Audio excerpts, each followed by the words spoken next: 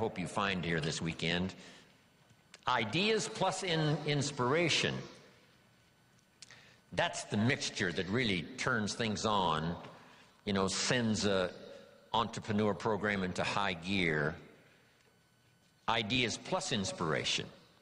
We need ideas for the goals and plans, and we need inspiration for the emotional vitality to put it to work, to make it grow, make it multiply. And here's what else I hope you'll find here. Guidelines for translating response into results. You've responded to the call. Come, search, look, listen, take notes, get it, to take home with you. And I'm sure you're going to respond well to the, seasoned teaching and training that is going to be delivered here this weekend. But here's the key: guidelines for translating response into results. Because results is the name of the game. There's no purpose in learning just for learning's sake. Wisdom and faith, as powerful as those components are, serve no useful purpose unless they are deposited. So make a note of the word, deposited. Wisdom and faith deposited into activity. Wisdom and faith put to work now produces a hotel, produces a Salk vaccine, produces a city, produces an institution of learning, produces a career, produces a relationship, right? Ideas and faith, believing that it's possible, that ideas can work miracles, now put to work. So the big job here is getting it all. And so now make the next note. Next is going home and translating it into high activity. Good health activity, a better relationship activity, an entrepreneur program activity, a new burst of speed in your sales career, all of that. That's what I'm really interested in. Because here's what's important to me, is for my name once in a while to appear in someone's testimonial. Make that note. It's one of life's greatest experiences, is when your name appears in somebody's testimonial. Somebody says, here's the person who found me. Here's the person who got me started. Here's the person who wouldn't let me quit. Gave me more reasons for staying than for leaving. Here's the person who believed in me until I could believe in myself. And then they mention your name. See, you can't buy that with money. And you don't have to give lectures and seminars to do it. You don't have to have an audience like this for the weekend in order to deliver value to someone's life. What if you had breakfast with a friend at Denny's 4 years ago, and you recommended this book that really meant a lot to you, and you said to your friend, you've got to read this book. I think it'll make a major contribution to your life. And your friend accepted the idea, went and got the book. Now, 4 years later, he's giving his testimonial. His business has flourished. His marriage is safe. Things are going extremely well, and someone says, where did this all begin for you? And he will say, 4 years ago at Denny's coffee shop, I sat with my friend, and he insisted that I read this book. I went and got it. And that book led to the next book, that led to the next class, that led to developing skills I never had before, and that led to some more seminars and lectures, and now look at my business, look at my life, it's flourishing. But it all began 4 years ago, Denny's coffee shop, when someone said, you've got to read this book. See, that's a person-to-person seminar, and those are just as valuable as person to 1,000. Person to 10,000, right? It doesn't matter the number. If you have a chance to deliver, quote a poem, recommend a book, here's a phrase, like I gave you this one to memorize. I think you'll remember this one maybe for a long, long time. Just something that's really extra meaningful to someone, whether it's at breakfast or wherever it is, whether it's for a child or whether it's for an adult, a friend, a business associate. If you'll keep up that process, I promise you, your name will continually appear in people's testimonials. And now I've had this happy experience now for the last 40, 45 years. And so that's one of the reasons why I came here this weekend, right? I don't need the money. You know, I've long ago made my fortune. I take the money, but I don't need the money. But here's what I do need. Continuing testimonials that say, Mr. Rohn, on a summer day in Anaheim, California at the Marriott, I was there that weekend, and something clicked, and the lights went on, and I got the gift of some good ideas. Here's what's happened to me. Then they mention my name. See, that's what I want. Continuing testimonials that come back to me saying thanks for sharing ideas. Okay. To get the most out of this weekend, jot these notes down now. Number one, be thankful for what you already have. Thanksgiving sets up, the situation where ideas can flow. Here's what locks up the doors of opportunity for good ideas, and that's cynicism. All you have to be is a practiced cynic. Cynical about the government, and cynical about politics, and cynical about the future, and cynical about the economy. Cynicism locks all the doors. But if you'll be thankful for what you have, however modest or however much it is, I think that's the beginning of receiving a flow of new ideas. Here's the next one. Be eager to learn. There's already some extraordinary success stories in this room. If we knew how successful, we would give you the podium. I would be happy to take notes. No matter how successful you are, be willing to learn some more. We in the Millionaires Club invite a billionaire once in a while to come talk to us. And he says, well, you guys are doing okay, but, how about stepping up? Right? How about multiplying by 2, by 3, by 5, by 10? Come on. You've just gotten started. So no matter how well you're doing, we could all use another idea, a couple of other things that linked together with what you already know could give you a whole new burst of productivity and extraordinary lifestyle. Then to get the most out of this session this weekend, you have to do what we call some tough listening. And sometimes it's difficult to gather up everyone's, attention, because our lives really seem to be going on outside this room. A part of our life is going on here while we're here. But some of us, our kids are out there, and our business is out there, and our career is out there, and our job is out there, and everything is out there. So sometimes it's difficult to bring yourself within the, framework, inside these four walls, and just really concentrate and do your best to get it all. Because I know how meaningful ideas can be. The name Earl Schoaf, still rings in my mind. I'm 25 years old. After the Girl Scout story experience, I'm introduced to a man who I had a chance to go to work for, and over the next 5 years, the ideas he shared with me not only made me rich, but gave me the foundation for a long-term career of sharing ideas, building business, making profits, hopefully wise investments, made an extraordinary contribution to my life. This unique man, he only went to the 9th grade in school.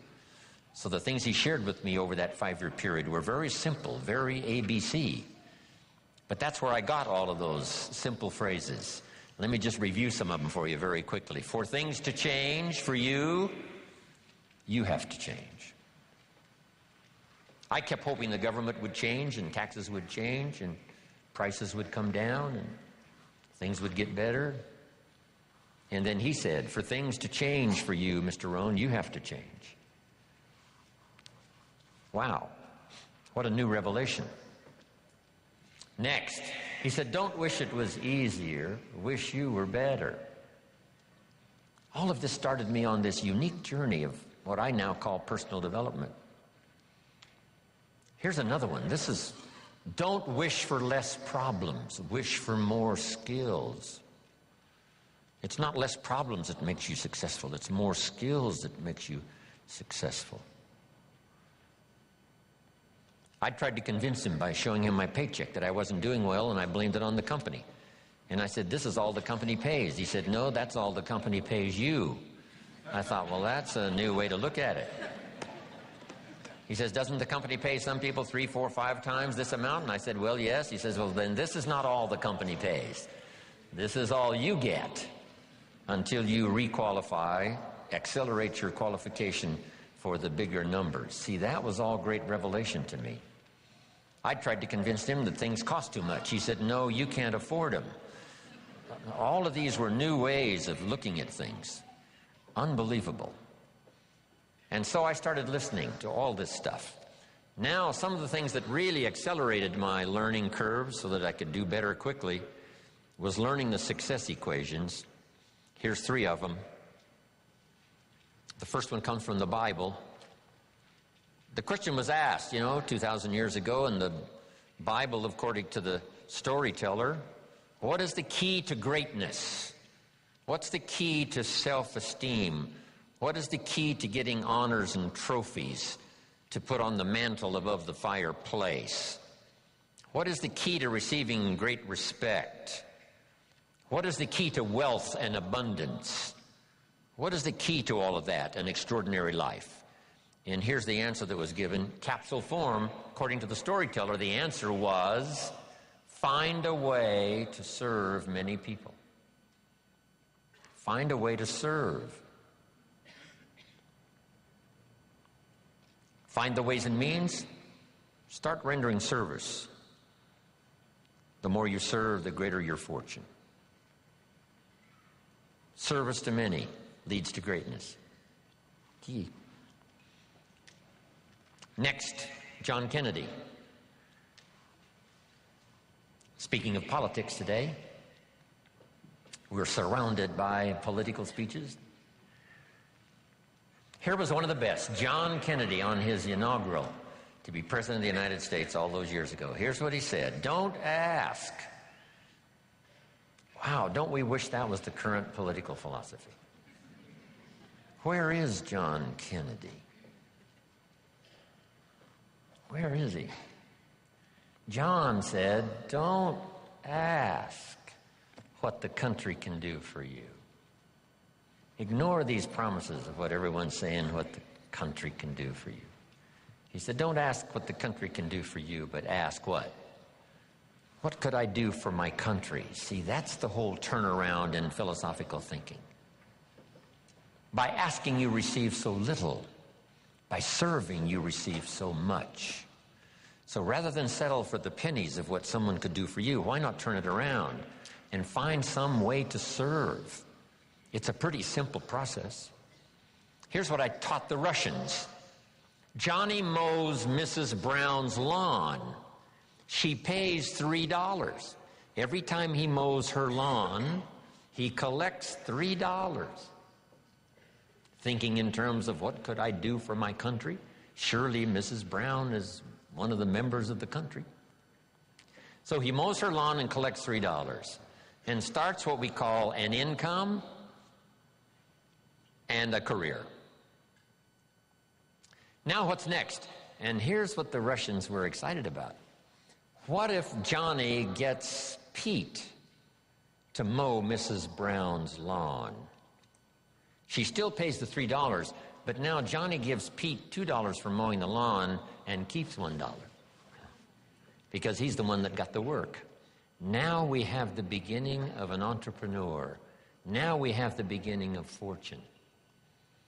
Here's a good note to make. I started part-time on a little adventure learning skills and disciplines, and here's what I began to say with my little part-time job. I said, I'm working full-time on my job and I'm working part-time on my fortune. And the reason is because I found the mechanics. I found the philosophy. I started working it, serving other people. One way to serve is to mow Mrs. Brown's lawn and get the $3. The other way to serve is to get someone else to do it and you collect that extra money. Finding ways to serve. That's the key to wealth and greatness. Then here's the next one, and everybody knows this one. I heard Zig say it over 40 years ago, Zig Ziglar. And when he said it, I wrote it down, and if you haven't ever written it down, write it down. If you help enough people get what they want, you can have everything you want. If you help enough people get what they want, you can have everything you want. When I heard Zig say that, I wrote it down, and maybe you want to do this. Underline the word everything. That's what was intriguing to me about this sentence. So these are the success equations. This is the wealth formula from the Bible, from John Kennedy, from Zig Ziglar. Now, make these notes. In the journey of personal development, one of the first things to learn is the lesson of the seasons. Let me cover as much of this as I can before we take our first break for the day. The lesson of the seasons. For your notes, life and business is like the changing seasons.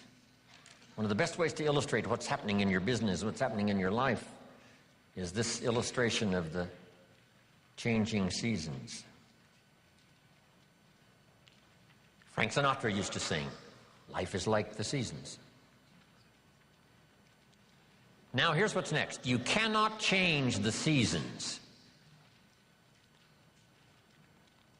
One of the things to, come to grips with is what you can change and what you cannot change.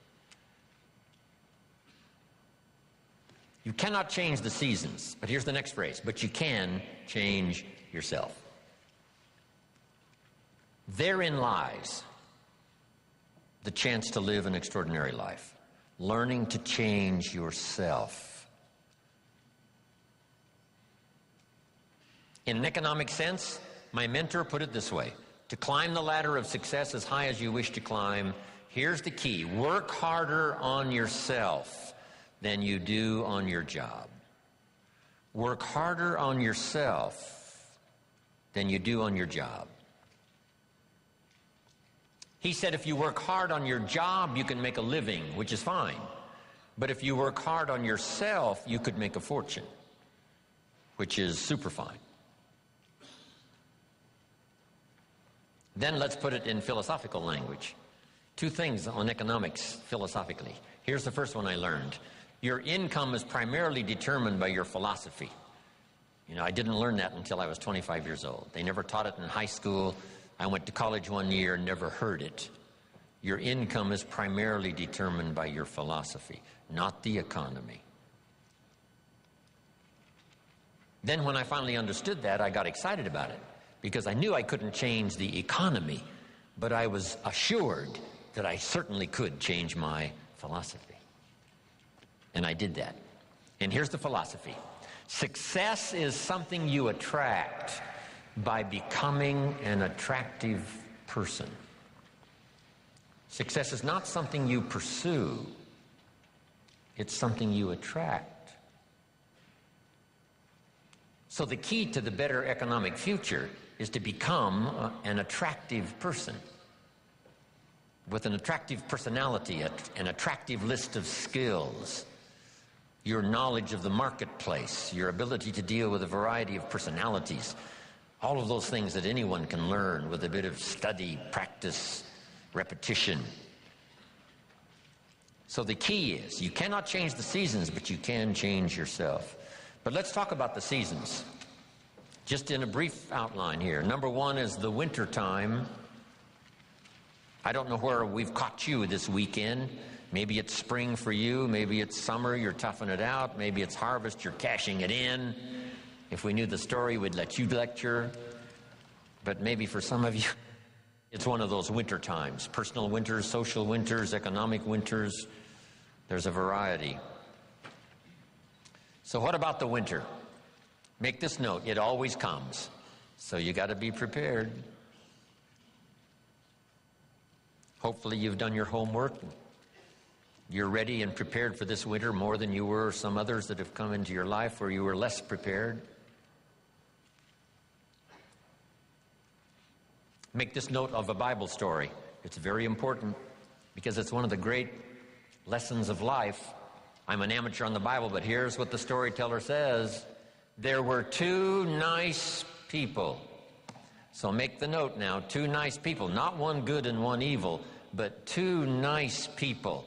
However, and that is the drama of life. However, 2 nice people. However, one built his house on the rock, and the other built his house on the sand. 2 nice people. Meaning it's possible for nice people to be casual. It's possible for nice people to be careless. And sometimes you can be careless and lose your life. Not evil, just careless. In Los Angeles now, when the light turns green, if you're in your car and you're there at the intersection and the light turns green, you better not go. For 2 or 3 seconds, waiting for the maniacs that are running the red light, crossing in front of you, even though the light is green. That little extra bit of caution, rather than being aggressive, little bit of caution could very well save your life. Here's a father who loves his family. He's an honorable citizen. He makes good money. He contributes to the community, his church. He's a good man. But this morning he's in a hurry in Los Angeles, late for an appointment, and he's pushing it with his automobile. He comes to the intersection and the light turns red, and a little voice in his head says, "Go ahead, you're late. You can make it." And now he's dead. You don't have to go to Iraq to lose your life. You don't have to be evil to lose your life. All you have to be is a little careless at an unfortunate moment. So the key is to be not overcautious, but to be cautious. Don't build your house on the sand. Now add this note now. We're all tempted. When I was growing up, there was a cartoon of a little boy, and it showed this little boy with a little devil on one shoulder and a little angel on the other shoulder, both whispering in his ear. And the little devil said, "Go ahead and do it, it'll be okay." And the little angel says, "No, no, no, no, no, no, it won't be okay." "Yes, go ahead and do it." "No, no, no." How often does that occur for all of us? Every day. Go through the red light, it'll be okay. We must beware, okay? Not to be careless, not to be casual, and build your house on the sand. The same is true with your health. Don't build on the sand. The same is true with your career. Don't build on the sand. The same is true of being in business. Don't build on the sand. Build on the rock. Because even nice people can make careless decisions, casual decisions that accumulate over a period of time. And those could be the winter. Now, here's the note to make. Some winters are of your own making, and some are not. Some are just the winter experiences. Maybe the whole country goes through it. It was a long time of winter for the Russians who lived through the communist system for about 80 years. Long winter of political despair, lack of freedom. But what's the key to the winter? Here it is in simple language. Hang in there. I mean, you know, winters don't last forever. Some are difficult and some are easy, but they never last forever. The night always comes after the day, but it doesn't last forever, just a few more hours. And if you hang in there, say your prayers, gather a little strength, you can make it through the winter and the night. So winter time. Here's the next season now, the season of spring. Make this note.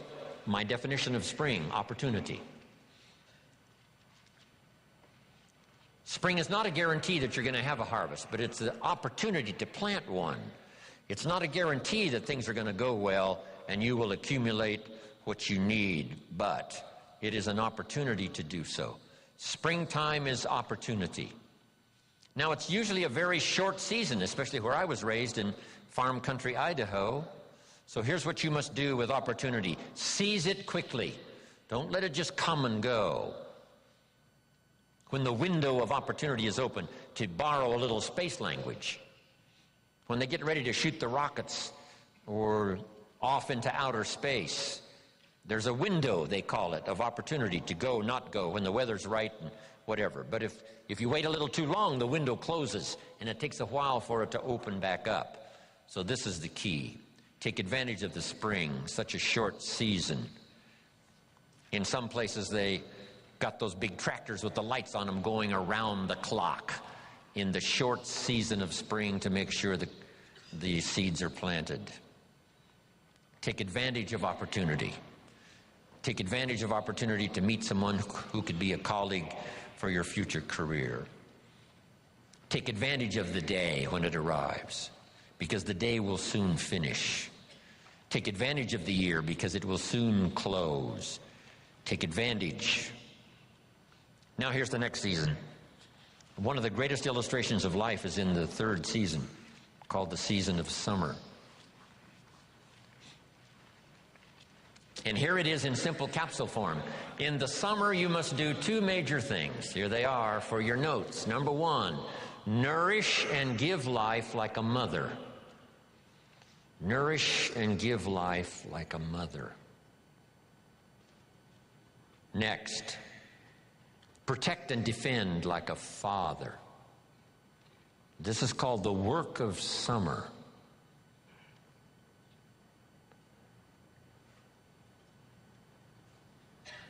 Give life like a mother. Take life like a father. Love like a mother. Hate like a father. Any father would say to whatever threatens his family, take 2 more steps toward this family, you'll cease to exist. I'm father. I protect, I kill if necessary. So you've got to nourish your garden, and then you've got to protect it by fighting the weeds and the bugs that are out to destroy it. As soon as you've planted, the busy bugs and the noxious weeds are out to take it.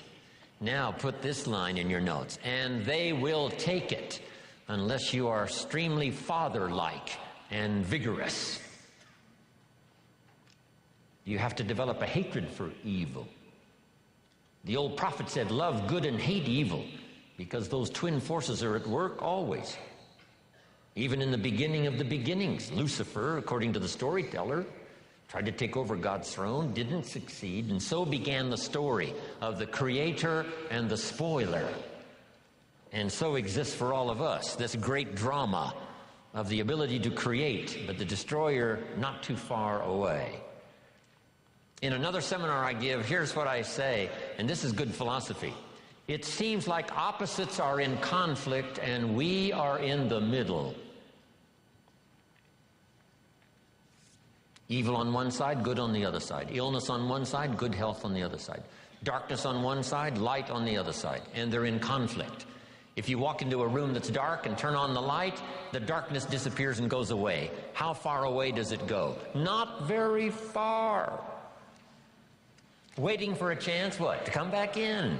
Move in, take over the territory. As light begins to lose its energy, darkness moves in. There's a war on. Here's what it's called. Push, shove. As we sit here, right? Good health plan is trying to defeat illness and drive it into a small corner. If you don't work on your good health plan, illness will drive your health into a small corner. It's called push and shove. In your bloodstream, there are red corpuscles to nourish like a mother and white corpuscles to fight and kill like a father. Thank God for white corpuscles that think negative all day. White corpuscles say, just show me some infection, I'll kill it. Because if I don't kill it, what? It kills you. White corpuscles say, it's my job today to make sure you don't get killed. So I'm here to fight. Have you got that now? Red to nourish, white to fight.